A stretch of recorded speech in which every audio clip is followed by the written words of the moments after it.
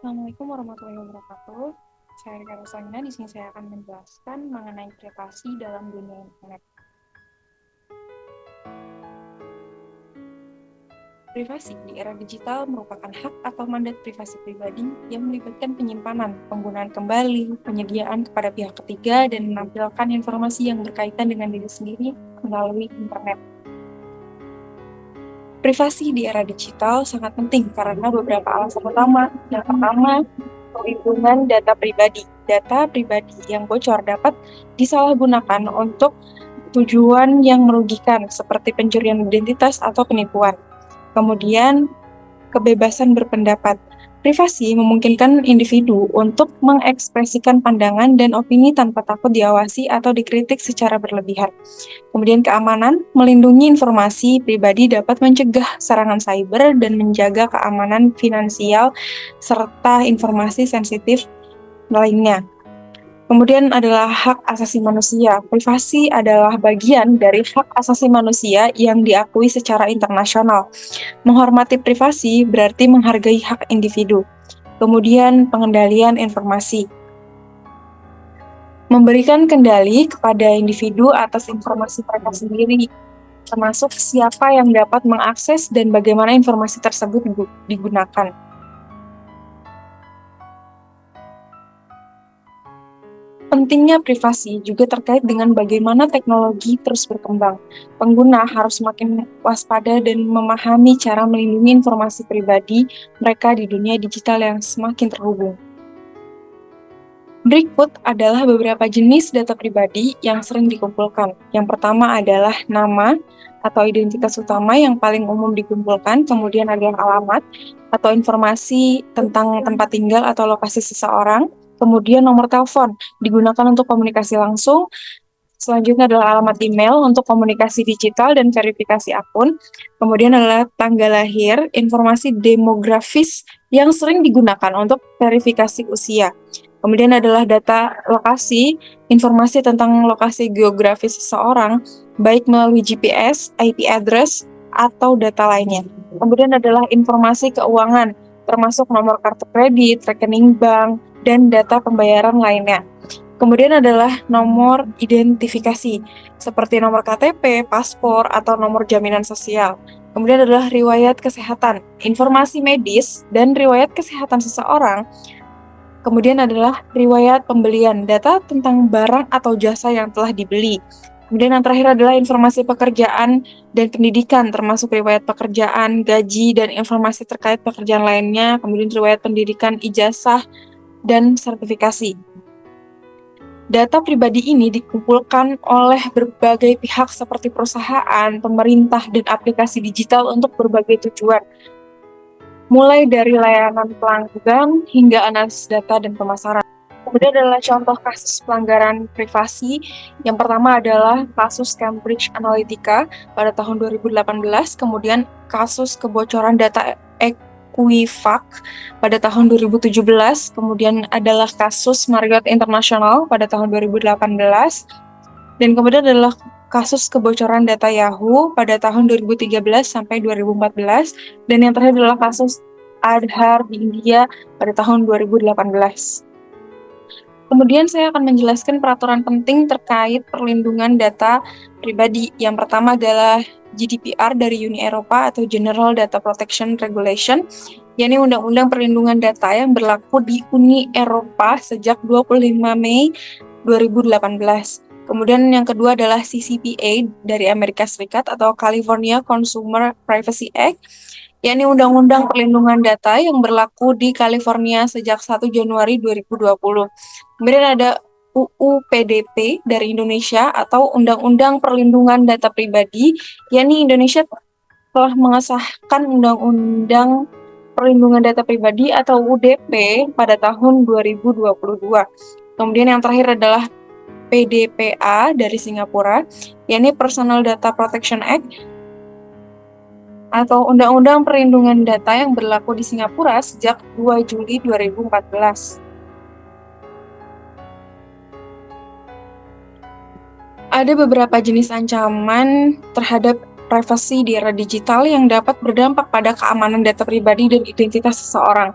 Berikut merupakan beberapa jenis ancaman utama. Yang pertama adalah phishing, atau upaya untuk mendapatkan informasi sensitif seperti nama pengguna, kata sandi, dan detail kartu kredit dengan menyamar sebagai entitas yang terpercaya dalam komunikasi elektronik. Kemudian ada malware atau perangkat lunak berbahaya yang dirancang untuk mengakses atau merusak sistem komputer tanpa sepengetahuan pengguna. Contohnya termasuk virus, trojan, dan spyware. Kemudian ada hacking, upaya untuk mendapatkan akses yang tidak sah ke sistem komputer atau jaringan. Ini bisa dilakukan oleh individu atau kelompok dengan tujuan mencuri data, menyebabkan kerusakan, atau mengambil kendali atas sistem. Kemudian adalah social engineering atau manipulasi psikologis individu untuk mengungkapkan informasi pribadi atau melakukan tindakan tertentu yang dapat mengancam privasi. Teknik ini sering melibatkan penipuan dan pemalsuan identitas. Kemudian ada data breaches, terjadi ketika data pribadi dicuri atau diakses tanpa izin dari basis data perusahaan atau organisasi. Ini sering melibatkan sejumlah besar data yang bisa disalahgunakan untuk berbagai tujuan. Kemudian adalah surveillance atau pemantauan aktivitas dan komunikasi seseorang tanpa izin mereka. Ini bisa dilakukan oleh pemerintah, perusahaan, atau individu dengan berbagai alat, termasuk kamera pengintai, alat pelacak, dan perangkat lunak pemantauan. Kemudian adalah identity theft atau pencurian identitas seseorang untuk tujuan penipuan. Pelaku bisa menggunakan informasi pribadi korban untuk membuka akun baru, melakukan transaksi keuangan, atau mendapatkan keuntungan lain dengan nama korban. Kemudian ada data mining atau proses menganalisis data besar untuk menemukan pola dan informasi berharga. Meskipun bisa digunakan untuk tujuan yang sah, data mining juga bisa mengancam privasi jika dilakukan tanpa izin pengguna atau melibatkan informasi pribadi yang sensitif. Kemudian ada ransomware. Ini merupakan jenis malware yang mengenkripsi data korban dan menuntut pembayaran tebusan untuk memulihkan akses. Ancaman ini bisa menyebabkan hilangnya data penting dan kerugian finansial. Kemudian adalah yang terakhir, Internet of Things vulnerabilities, seperti kamera keamanan, termostat pintar, dan perangkat rumah tangga lainnya bisa menjadi sasaran serangan jika tidak dilindungi dengan baik, mengakibatkan pelanggaran privasi dan keamanan. Menghadapi ancaman-ancaman ini memerlukan kesadaran dan tindakan proaktif dari pengguna, serta kebijakan yang kuat dari pemerintah dan organisasi. Pelanggaran privasi dapat memiliki berbagai dampak negatif yang signifikan terhadap individu, organisasi, dan masyarakat serta keseluruhan. Berikut beberapa dampak utama dari pelanggaran privasi. Yang pertama adalah dampaknya terhadap individu. Pelanggaran privasi dapat mengakibatkan pencurian identitas, informasi finansial yang bocor. Mengetahui bahwa informasi pribadi telah bocor dapat menyebabkan stres, kecemasan, dan rasa tidak aman. Individu mungkin merasa kehilangan kendali atas informasi pribadi mereka yang dapat mengganggu kehidupan pribadi dan profesional mereka. Informasi pribadi yang bocor, terutama yang sensitif atau memalukan, dapat merusak reputasi individu dan hubungan sosial mereka. Kemudian adalah dampaknya terhadap organisasi. Organisasi yang mengalami pelanggaran data dapat menghadapi biaya yang tinggi terkait dengan penanganan insiden, termasuk biaya hukum, kompensasi kepada korban, dan peningkatan keamanan. Pelanggaran privasi dapat merusak kepercayaan konsumen terhadap organisasi. Organisasi mungkin dikenai denda besar dan sanksi hukum jika terbukti melanggar peraturan perlindungan data yang berlaku, seperti GDPR atau CCPA. Penanganan pelanggaran data dapat mengganggu operasi bisnis sehari-hari, menyebabkan hilangnya produktivitas dan fokus pada pemulihan insiden. Kemudian ada dampaknya terhadap masyarakat. Pelanggaran privasi yang melibatkan lembaga pemerintahan atau organisasi besar dapat mengurangi kepercayaan publik terhadap kemampuan institusi untuk melindungi data pribadi. Peningkatan frekuensi pelanggaran data dapat membuat masyarakat lebih waspada dan kurang percaya terhadap teknologi dan layanan digital. Data pribadi yang bocor dapat digunakan untuk tujuan yang tidak etis seperti manipulasi politik dan dapat mempengaruhi proses demokrasi dan stabilitas sosial. Kemudian yang terakhir adalah dampaknya terhadap keamanan nasional.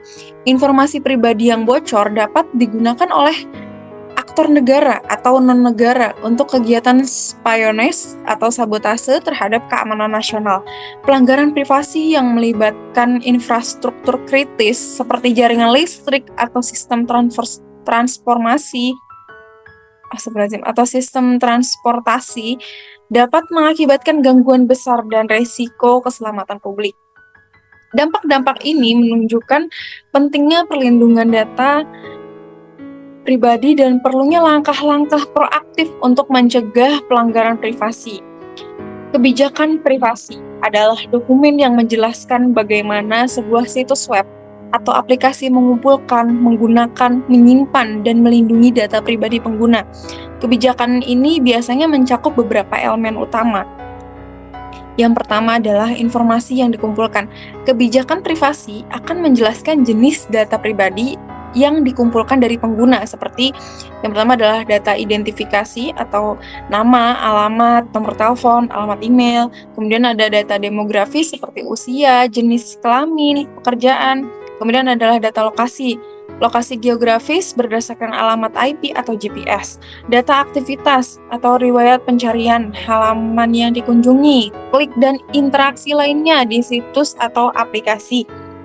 Kemudian adalah data keuangan, informasi pembayaran seperti nomor kartu kredit atau rekening bank. Selanjutnya adalah metode pengumpulan data. Kebijakan privasi juga akan menjelaskan bagaimana data dikumpulkan, termasuk pertama, data yang diberikan secara langsung atau informasi yang pengguna masukkan saat mendaftar atau menggunakan layanan. Kemudian adalah data yang dikumpulkan secara otomatis atau informasi yang dikumpulkan melalui cookie, log server, dan teknologi pelacakan lainnya. Kemudian adalah data dari pihak ketiga atau informasi yang diperoleh dari mitra atau layanan pihak ketiga. Kemudian selanjutnya adalah penggunaan data. Bagian ini menjelaskan tujuan penggunaan data pribadi, seperti yang pertama adalah memberikan layanan atau proses transaksi, menyediakan dukungan pelanggan, kemudian peningkatan layanan atau menganalisis data untuk meningkatkan produk dan layanan. Kemudian adalah pemasaran atau mengirimkan promosi, penawaran, dan informasi lainnya yang relevan kepada pengguna. Kemudian adalah keamanan atau melindungi dari penipuan dan aktivitas yang tidak sah. Kemudian adalah berbagi data.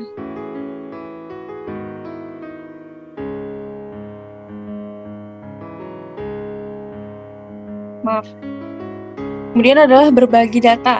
Kebijakan privasi akan menginformasikan dengan siapa data pribadi pengguna dibagikan, seperti penyedia layanan atau pihak ketiga yang menyediakan layanan atas nama perusahaan, seperti pemrosesan pembayaran atau analitik. Kemudian adalah mitra bisnis atau perusahaan lain yang bekerja sama dalam penawaran atau promosi bersama. Kemudian terakhir adalah kepatuhan hukum atau berbagi data jika diwajibkan oleh hukum atau untuk melindungi hak-hak hukum. Kebijakan privasi yang selanjutnya adalah penyimpanan dan keamanan data, yakni bagian ini menjelaskan bagaimana data pribadi disimpan dan dilindungi. Yang pertama, masa penyimpanan, berapa lama data disimpan sebelum dihapus atau dianonimkan. Kemudian adalah langkah-langkah keamanan atau tindakan teknis dan organisasi yang diambil untuk melindungi data dari akses yang tidak sah, perubahan, atau pengungkapan. Kemudian adalah hak pengguna atau kebijakan privasi biasanya mencakup hak-hak pengguna terkait data pribadi mereka, seperti hak akses atau hak untuk mengakses data pribadi yang disimpan. Kemudian ada hak koreksi atau hak untuk memperbaiki data yang tidak akurat. Kemudian adalah hak penghapusan atau hak untuk meminta penghapusan data pribadi. Kemudian adalah hak menolak atau hak untuk menolak pemrosesan data tertentu seperti pemasaran langsung. Kemudian adalah hak portabilitas data atau hak untuk mendapatkan salinan data dalam format yang dapat dipindahkan. Kemudian adalah perubahan kebijakan privasi. Bagian ini menjelaskan bagaimana perubahan kebijakan privasi akan diberitahu kepada pengguna. Yang pertama adalah pemberitahuan perubahan, yakni bagaimana pengguna akan diberitahu tentang perubahan, misalnya melalui email atau pemberitahuan di situs web. Kemudian adalah tanggal efektif atau kapan perubahan tersebut mulai berlaku. Yang kebijakan privasi yang terakhir adalah informasi kontak. Kebijakan privasi akan menyertakan informasi kontak bagi pengguna yang memiliki pertanyaan atau kekhawatiran mengenai kebijakan tersebut. Memahami kebijakan privasi sangat penting untuk mengetahui bagaimana data pribadi Anda dikelola dan dilindungi oleh situs web atau aplikasi yang akan digunakan. Untuk melindungi privasi di era digital, ada berbagai teknologi dan alat yang bisa digunakan. Berikut adalah beberapa di antaranya. Yang pertama adalah VPN atau Virtual Private Network. VPN ini mengenkripsi koneksi internet Anda sehingga data yang dikirimkan dan diterima lebih aman. VPN juga menyembunyikan alamat IP asli Anda, membuat aktivitas online lebih anonim. Kemudian ada enkripsi, end-to-end encryption atau A2AA, menggunakan layanan yang menyediakan enkripsi ujung ke ujung seperti Signal atau WhatsApp, memastikan bahwa hanya pengirim dan penerima yang dapat membaca pesan. Kemudian adalah disk encryption atau menggunakan perangkat lunak seperti BitLocker untuk Windows dan FileVault untuk macOS untuk mengenkripsi data di hard drive Anda. Kemudian adalah browser privacy tools atau private browsing mode. Ini menggunakan metode penjelajahan pribadi di browser seperti incognito mode di Chrome atau private browsing di Firefox untuk menghindari penyimpanan riwayat penjelajahan. Kemudian adalah privacy focus browser. Ini menggunakan browser yang dirancang untuk privasi seperti Tor browser atau Brave. Kemudian adblocker dan tracker blocker menggunakan ekstensi browser seperti uBlock Origin atau Privacy Badger untuk memblokir iklan dan pelacak. Kemudian adalah password manager, pengelola kata sandi seperti LastPass, 1Password, atau Bitwarden, membantu menyimpan dan mengelola kata sandi yang kuat dan unik untuk setiap akun, mengurangi resiko pelanggaran data akibat kata sandi yang lemah atau duplikat. Kemudian adalah two-factor authentication atau 2FA. Ini mengaktifkan autentikasi dua faktor pada akun online, menambahkan lapisan keamanan tambahan. Alat seperti Google Authenticator atau Auth bisa digunakan untuk menghasilkan kode autentifikasi. Kemudian adalah Secure Messaging Apps. Secure Messaging Apps ini aplikasi pesan yang menawarkan enkripsi end-to-end seperti Signal atau Telegram, memastikan bahwa pesan hanya dapat dibaca oleh pengirim dan penerima. Kemudian adalah Secure Email Service, yakni menggunakan layanan email yang berfokus pada privasi seperti ProtonMail atau Tutanota yang menawarkan enkripsi end-to-end untuk email. Kemudian adalah Privacy Focus Search Engines. Privacy Focus Search Engines ini menggunakan mesin pencari yang tidak melacak aktivitas pengguna, seperti DuckDuckGo atau Startpage untuk menghindari pelacakan oleh mesin pencari komersial. Kemudian adalah firewall dan antivirus. Firewall ini menggunakan firewall untuk memonitoring dan mengontrol lalu lintas jaringan masuk dan keluar, membantu melindungi dari akses yang tidak sah. Kemudian adalah antivirus. Antivirus ini digunakan menggunakan perangkat lunak. Antivirus seperti Norton, Kaspersky, atau Windows Defender untuk melindungi perangkat dari malware dan ancaman lainnya. Kemudian adalah data masking tools. Data masking tools ini menggunakan alat dan teknik untuk menyamarkan atau mengenkripsi data sensitif sehingga dapat berguna tetapi tidak dapat diakses oleh pihak yang tidak berwenang. Kemudian adalah decentralized storage solution. Dia ini menggunakan solusi penyimpanan desentralisasi seperti storage atau SIA yang menyimpan data di beberapa lokasi berbeda, meningkatkan keamanan dan privasi data. Kemudian adalah anonymity network. Anonymity network ini menggunakan jaringan anonimitas seperti Tor untuk menyembunyikan lokasi dan penggunaan internet dari pengintaian jaringan dan pelacak. Kemudian yang terakhir adalah privacy settings on social media. Privacy settings on social media ini mengonfigurasi pengaturan privasi pada platform media sosial untuk mengontrol siapa yang dapat melihat informasi dan aktivitas Anda. Dengan memanfaatkan teknologi dan alat-alat ini, Anda dapat secara signifikan meningkatkan keamanan dan privasi data pribadi Anda di dunia digital. Selanjutnya adalah undang-undang dan regulasi terkait privasi data di berbagai negara. Yang pertama ini adalah ada dari GDPR Uni Eropa atau General Data Protection Regulation. Peraturan ini merupakan salah satu upaya paling kuat di dunia untuk melindungi data pribadi. Kemudian ada dari Hong Kong, yakni Personal Data Privacy Ordinance. Hong Kong memiliki regulasi yang mengatur perlindungan data privasi. Kemudian ada UU PDP Indonesia atau Undang-Undang Perlindungan Data Pribadi. Regulasi ini menetapkan aturan untuk menghentikan kebocoran data, memberikan ganti rugi, dan memastikan keamanan data pribadi. Dan yang terakhir adalah PDPA dari Singapura, regulasi kebocoran data di institusi publik. Kebocoran data di institusi publik tidak selalu disatukan dalam satu regulasi, melainkan memiliki aturan tersendiri. Kemudian adalah di sini kita akan lanjutkan membahas mengenai peran Komisi Informasi atau KI yang ada di Indonesia, yakni yang pertama adalah advokasi dan edukasi, kemudian pengawasan dan penegakan hukum, kemudian penyusunan kebijakan dan indikator, dan selanjutnya adalah monitoring dan evaluasi. Kemudian ada peran dari perlindungan data pribadi atau PDP di Indonesia yang dimonitori oleh Kominfo. Peran PDP ini adalah regulasi dan pengawasan, kemudian ada edukasi dan kesadaran masyarakat, kemudian koordinasi dengan penegak hukum. Tak hanya itu, dia juga berperan untuk memberikan dukungan hukum. Ya, di sini untuk contoh kasus pelanggaran privasinya, saya mengambil kasus Cambridge Analytica atau CA untuk dianalisis.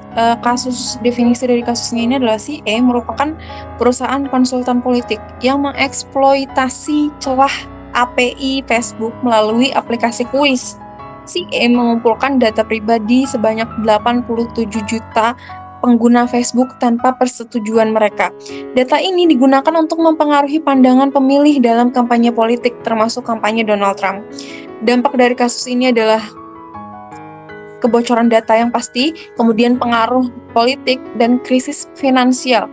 Kemudian apa sih yang bisa jadi pembelajaran dari kasus ini? Yang pertama adalah perlindungan data, kemudian transparansi dan kontrol data.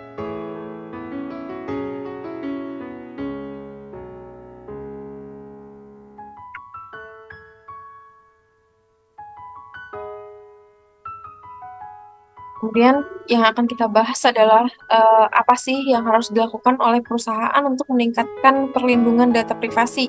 Yang pertama adalah mematuhi peraturan perlindungan data, kemudian meningkatkan transparansi, kemudian meningkatkan kontrol data, dan meningkatkan sistem keamanan, serta mengungkapkan serangan segera. Kemudian di sini kita akan membahas mengenai tantangan dan strategi perlindungan privasi. Tantangan privasi di platform media sosial seperti Facebook, Instagram, Twitter, dan lainnya adalah isu krusial yang perlu dihadapi oleh pengguna dan penyedia platform. Berikut adalah beberapa tantangan privasi yang dapat kita lihat, yakni yang pertama kebocoran data atau serangan cyber yang sering terjadi di platform media sosial. Misalnya kasus Cambridge yang sudah saya jelaskan sebelumnya. Kemudian yang kedua adalah pencurian identitas, penggunaan data pribadi untuk pencurian identitas dan penyalahgunaan data, misalnya penyebaran konten pornografi di Twitter dan pelanggaran privasi di Instagram dan TikTok. Kemudian adalah kurangnya kesadaran, rendahnya kesadaran pengguna tentang privasi dan keamanan data.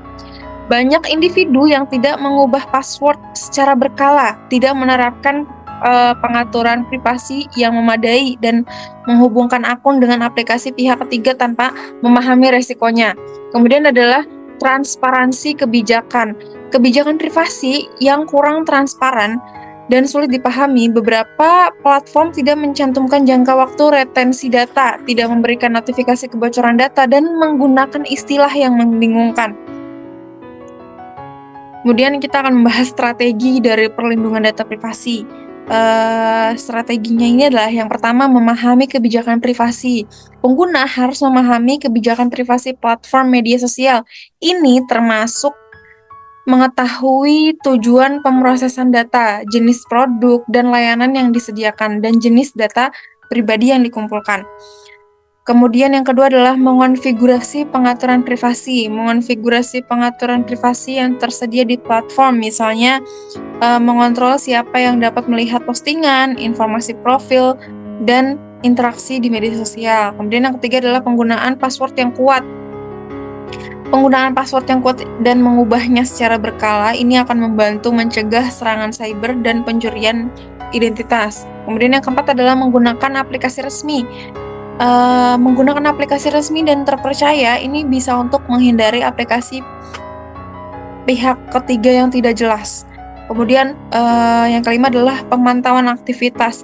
Memantau aktivitas dan riwayat akun untuk mendeteksi dan menanggulangi ancaman keamanan. Kemudian yang keenam adalah menggunakan VPN atau Virtual Private Network untuk melindungi komunikasi online dan menghindari pelacakan. Kemudian yang ketujuh adalah menghapus cookies secara berkala untuk mengurangi resiko pelacakan. Kemudian yang kedelapan adalah menerapkan kebijakan privasi yang jelas.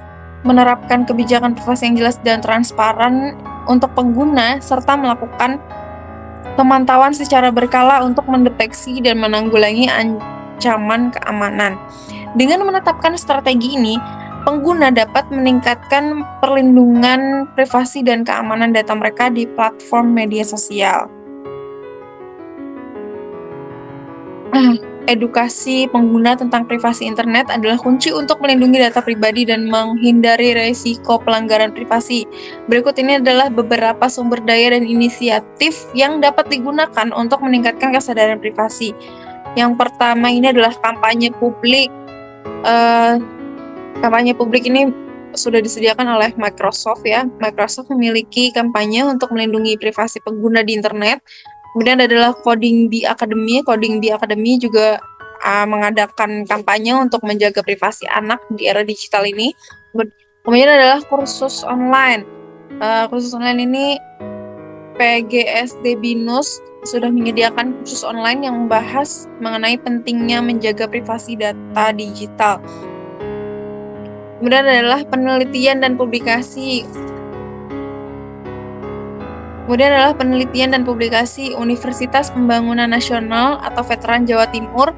Universitas ini melakukan penelitian tentang privasi dan keamanan data di media sosial. Kemudian yang keempat adalah aplikasi dan teknologi. Aplikasi kontrol orang tua ini dapat membantu orang tua dalam mengontrol akses anak-anak mereka ke konten online dan membatasi waktu layar. Kemudian adalah pengaturan privasi di media sosial. Pengaturan privasi di platform media sosial seperti Facebook, Instagram, Twitter, dan lain-lain dapat membantu pengguna dalam mengontrol siapa yang dapat melihat postingan mereka dan menghindari pencurian identitas. Kemudian yang kelima ini adalah koordinasi dengan pemerintah dan organisasi. UPDP, pemerintah Indonesia ini sudah menetapkan UPDP untuk mengatur pengumpulan, penggunaan, dan perlindungan data pribadi dengan tujuan untuk meningkatkan kesadaran privasi dan keamanan data di kalangan masyarakat. Dan apa sih strategi pencapaiannya? Yang pertama yakni edukasi awal dimulai dengan mengajarkan anak-anak tentang privasi online dan bahayanya. Kemudian penggunaan teknologi seperti tadi aplikasi kontrol orang tua, filter konten, dan pengaturan privasi pada media sosial. Kemudian adalah kampanye dan publikasi yang mencakup informasi tentang privasi dan keamanan data. Kemudian yang terakhir adalah koordinasi dengan pemerintah dan organisasi. Kemudian ini adalah tren dan perkembangan yang ada pada privasi data di era digital ini. Yang pertama adalah penggunaan AI dalam keamanan data. AI telah menjadi bagian integral dalam keamanan data, terutama dalam deteksi dan tanggulangan serangan cyber. AI dapat membantu dalam analisis data besar, pemantauan aktivitas, dan pengambilan keputusan cepat dalam situasi darurat. Kemudian yang kedua adalah cloud computing dan WFA atau work from anywhere. Cloud computing memudahkan individu dan perusahaan untuk berkolaborasi dari mana saja, namun ini juga meningkatkan risiko privasi data karena data sensitif dapat disimpan di server pihak ketiga yang rentan terhadap serangan cyber. Kemudian yang terakhir adalah perlindungan data digital. Dengan semakin banyaknya informasi yang dibagikan di dunia digital, privasi data menjadi isu yang sangat penting. Penggunaan perangkat lunak keamanan, enkripsi, dan metode penyamaran dapat membantu dalam melindungi privasi data. Kemudian di sini kita akan membahas mengenai tantangan dan peluangnya apa saja. Di bagian tantangannya ini adalah ancaman serangan cyber yang pasti, kemudian pelacakan online, dan kebocoran data. Kemudian peluangnya apa saja? Peluangnya adalah pengembangan teknologi keamanan, kemudian penggunaan cloud computing dengan keamanan tinggi, dan edukasi dan kesadaran. Ya, sekian pembahasan dari saya mengenai privasi dalam dunia internet. Terima kasih atas perhatiannya. Wassalamualaikum warahmatullahi wabarakatuh.